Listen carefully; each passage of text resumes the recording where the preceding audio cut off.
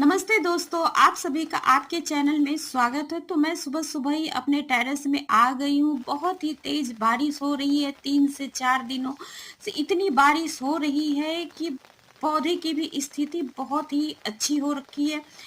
उनमें बहुत तेज गर्मी हो रखी थी पहले, और अभी बहुत ही अच्छी मात्रा में उनको नमी और नाइट्रोजन वाला बारिश का जो पानी मिल रहा है, उससे इनकी ग्रोथ बहुत ही तेज होने शुरू हो चुकी है। और यहाँ पे देखिए 2 छोटे-छोटे मेरे तरबूज हैं, तो इनकी भी ग्रोथ बहुत ही अच्छी होनी शुरू हो गई है। एक का साइज़ अभी बढ़ रहा है, लेकिन छोटे वाला का साइज़ अभी थोड़ा कम है। और मैंने कुछ दिनों पहले ही एक तरबूज को तोड़ा था और उसका टेस्ट बहुत ही मीठा था, पूरी तरह से पका हुआ निकला था। तो इस तरीके से देखिए टेरेस में कुछ पत्तीदार सब्जियां हैं, कुछ बेल वाली भी सब्जियां लगे हुए हैं।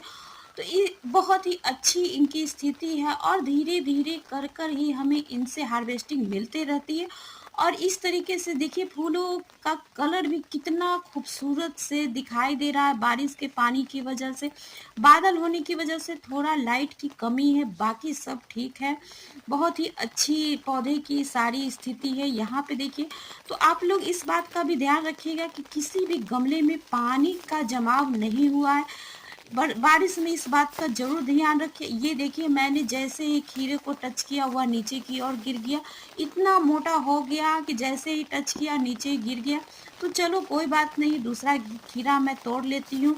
ये तो लटक रहा है, तो ये देखिए इसकी भी छोटी हाई थोड़ा सा ग्रोथ कम हुआ है, लेकिन ठीक है। टेरेस में इस तरीके की ग्रोथ होते रहती है सब्जियों की, किसी की कम किसी की ज़्यादा। तो यहाँ पे देखिए तीसरा खीरा मैंने यहाँ पे ढूंढा है। और इस तरीके से पूरे टेरेस में घूम घूम कर सब्जियाँ ढूंढना पड़ता है और उनको निकालना पड़ता है। कभी कभी तो छूट जाता है तो थोड़े मोटे हो जाते हैं, ये देखिए।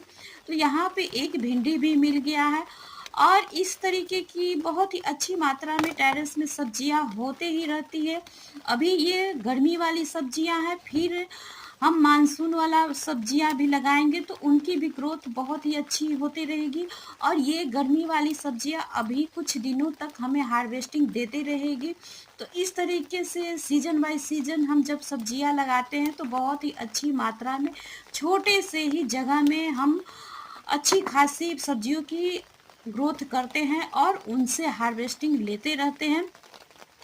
तो ये देखिए यहाँ पे एक और भिंडी मिल गया है। तो इस तरीके से मैंने ढूंढ ढूंढ कर सभी भिंडी को निकाल लिया है। और ये देखिए इस तरीके से धीरे धीरे मेरा सूप भरता चला जा रहा है। और यहाँ पे देखिए एक नेनुआ है।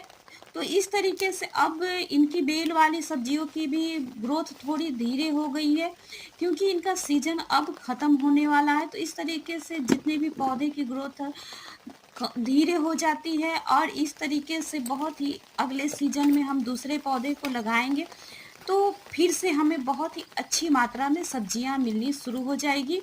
यहाँ पे देखिए यह मेरा चीकू का प्लांट है।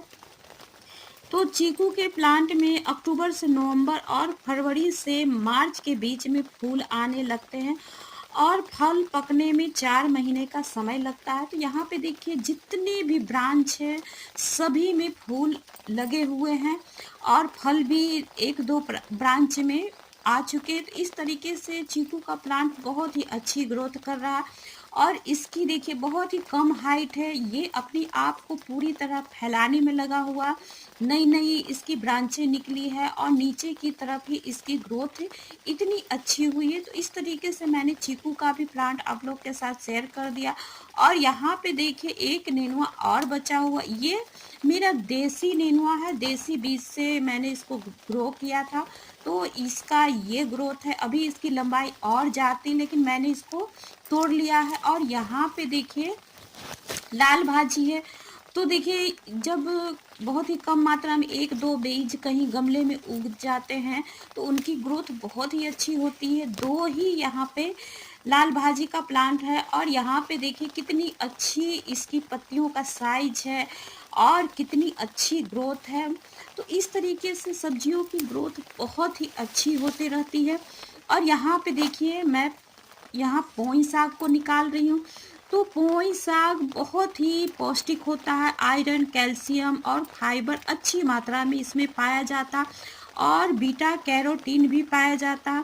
तो एक पौष्टिक साग अगर आप अपने टेरेस में लगाना चाहते हैं तो बहुत ही ईजी तरीके से ग्रो होने वाला यह साग है और गर्मी में भी बहुत ही अच्छी इसकी ग्रोथ होती है और बरसात में भी, दोनों ही सीजन में आप इसकी ग्रोथ बहुत ही अच्छी तरह से कर सकते हैं।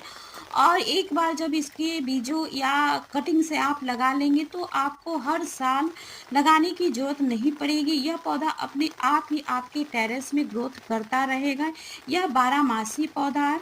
तो इस तरीके से देखिए अच्छी खासी मेरी बारिश के मौसम में भी हार्वेस्टिंग हो चुकी है।